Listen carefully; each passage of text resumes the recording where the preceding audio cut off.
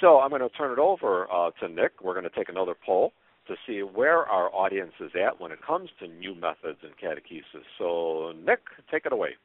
Thank you, Joe. Ladies and gentlemen, once again, the poll question box is open on the screen. This time we are completing the sentence, when it comes to using new technologies in my classroom, I am. Select A if you're on the cutting edge, B if you're incorporating a variety of technologies, C if you're dabbling, D if you feel like you're pulling up the rear, and finally, please select E if you are in the dark ages.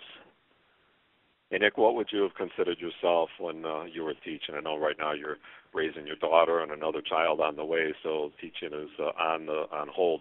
How would you rate yourself when you were catechist? I would probably say somewhere between A and B. It wouldn't really be on the cutting edge just because we were sort of restricted in the websites and different things that we could get to. We were teaching in a school building. They had a lot of firewalls and things, but I did make an effort to incorporate as many different things as I could. And I would think that was something that just came naturally to you. Nick is actually in our IT department here at Loyola Press, and so he is a digital native. He thinks in digital concepts. And so when you think about teaching, you naturally are going to be thinking about how to incorporate digital concepts. So it's a challenge for those of us who don't think that way, who are digitally impaired, so to speak. But baby steps, a little step at a time. Well, let's take a look. Nick, give us a summary of how our participants fall into these categories. All right. It looks like B and C, so incorporating a variety or dabbling, are far and away the winners. And that makes sense with the group being logged on to a webinar, that they're not completely averse to technology. We do have all the answers covered, but the smallest group by a significant margin is A, on the cutting edge. Okay. Well, I'm actually quite pleased that the majority are in the incorporating or dabbling area. So that's showing that people are trying this. They're open to it. They know that it's necessary.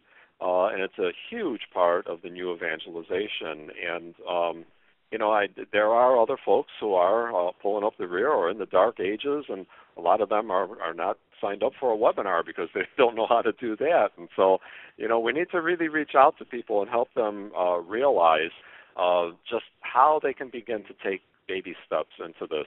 And I always tell people, if you're having trouble with some technology in your classroom, ask a 9-year-old for help. They'll probably tell you, step aside. And, this is their world. They know how to rely on this technology. So I'm being a bit facetious, but our young people can be of help to us. And I have been encouraging DREs to find volunteers to start a volunteer IT department for their religious ed. Get some of the teenagers who have graduated from 8th grade, who have been confirmed, to come back and to be IT aides, going from classroom to classroom and helping catechists set up some technology. That would be a wonderful new expression of the Catholic faith. Well, that leads us to the third category, new expressions. And this ingredient of the new evangelization reminds us that from generation to generation, people find new ways of expressing themselves. Here's an example, as I'm showing you these pictures. Back in the 1950s and into the 60s and so, if a high school or college guy wanted to show a girl that he was serious about her, it was pretty customary for him to give her something that belonged to him, such as his varsity jacket or sweater with his team letter on it, or his school ring that she would either put on a chain around her neck, or she would wear it on her finger with a bunch of yarn around it because it was 5 sizes bigger than her finger. I remember doing this when my wife and I were dating back in the 70s. In fact, we just had the 38th anniversary of our first date, as I was telling Nick over dinner before. So this was an expression back then. I've been doing a little research and asking around, and apparently kids don't do this anymore. This expression has gone out of date. And so there's new ways of telling someone that you have a relationship with them, that you're, as we used to say back in the day, going steady. Well, today there's a whole new way of expressing to someone that you're serious about them. You change your relationship status on Facebook or whatever social media you use. Nothing is more romantic than changing your relationship status. It's a beautiful thing. But that's a new expression. This is how young people are expressing their feelings to another person. So when we talk about new expressions, this is the kind of thing that we're referring to. Now let's migrate this over to the world of Catholicism and our Catholic faith. When it comes to our Catholic faith, we need to realize that expressions have changed as well. This is an actual picture of me and some of my friends and some siblings from the early 1960s, and we are doing what kids back then used to do, playing Mass. Several of us, as you can see, including myself, are dressed up as altar boys. One of my brothers, who's not in the picture, I think he's actually taking the picture, was dressed up as the priest. My sister Ramona is standing in the back there dressed as a nun. That's not a real nun. That's just my sister. But what's startling about this picture is that there are 4 kids from the neighborhood who joined us for this occasion. Playing Mass was simply an expression of being a Catholic kid back then. It's what Catholic kids did. And in a sense, we lived in a Catholic bubble where everyone in the community seemed to live, breathe, eat, and drink Catholicism. It was pretty much in our DNA. I have to point out to you, too, if you look at the far left side of that picture, my brother Ed is taking up a collection using the kitchen strainer there, and my neighbor kids are gladly throwing money into the basket. So we Paprakis had a pretty smart way of making money there. We had a little thing going on. But anyway, as a result, when it came to knowing our faith, the family and the community were doing most of the work. So all that we needed was a little bit of vocabulary, and that's what the Baltimore Catechism provided. It just questions and answers to make sure that we knew the content of our faith, which was being lived in our homes and in our communities. Well, that's all changed.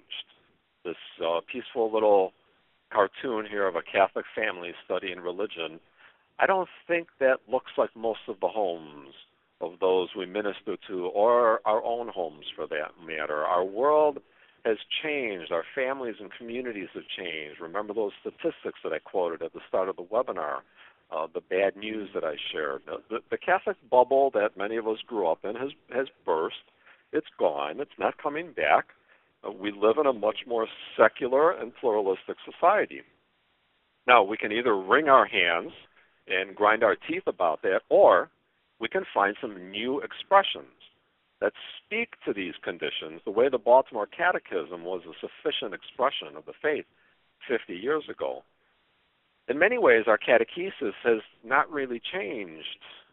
Today we have textbooks with more depth and sophistication and beauty, and we have numerous other resources available to supplement. However, it's as if we're still teaching the Baltimore Catechism, but on steroids.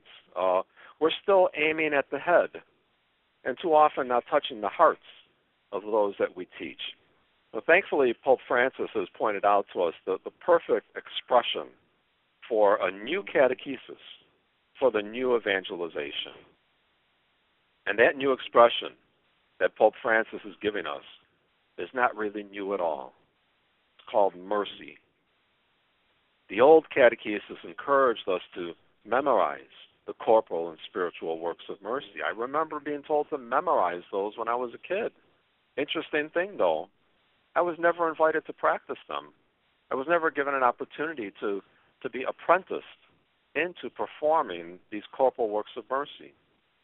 The new catechesis for the new evangelization is calling us to practice works of mercy as part of our catechesis, to tie our teaching of doctrine to these very practices.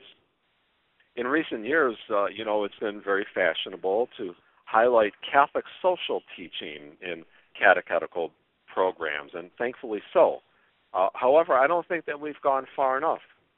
What I'm suggesting is that if the new evangelization needs a new catechesis, this new catechesis needs to be powered by involvement in works of mercy and Catholic social teaching.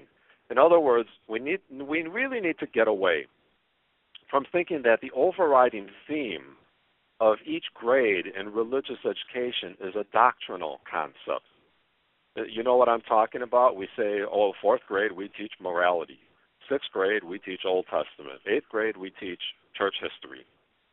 We've been saying that for decades. But what I'm suggesting is that for the new catechesis, for the new evangelization, the overriding theme of each year should be mission-oriented. Its focus should be on preparing for and then reflecting on works of mercy or Catholic social teaching that change the world we live in. So in other words, instead of the theme of sixth grade being Old Testament, I'm proposing that perhaps it should be something like caring for the poor and vulnerable, or maybe feeding the hungry, or sheltering the homeless, or caring for God's creation. You see where I'm going with this? That those are either one of the 7 principles of Catholic social teaching or one of the corporal works of mercy. That young people would participate in action that involves them in addressing this particular need. And meanwhile, the catechesis of salvation history and church tradition would serve to shed light on these experiences and help our young people to put their faith into action. So once again, the new evangelization edition of the Christ Our Life program by Loyola Press provides us with a good example of how the Catholic faith must find a new expression in the lives of everyday people, helping them to put their faith into action and not just pass tests that measure intellectual comprehension. So on this Gather and Go Forth page under the title, A Catholic to Know, young people are introduced to saints who discovered new expressions of the Catholic faith in their day. And through their examples of holiness, young people are invited to imitate them, to find ways to express their faith in today's world. And if ever someone developed a new expression of the Catholic faith, it was St. Francis of Assisi, who established one of the first mendicant orders, a community of people who relied solely on the charity of others for their livelihood and moved about in the world and not in monasteries. Likewise, in the section called Share Your Faith, young people are invited to describe ways that they can express their faith to others. So in this one, the young people are encouraged to reflect on ways they can follow Jesus and live a life of holiness.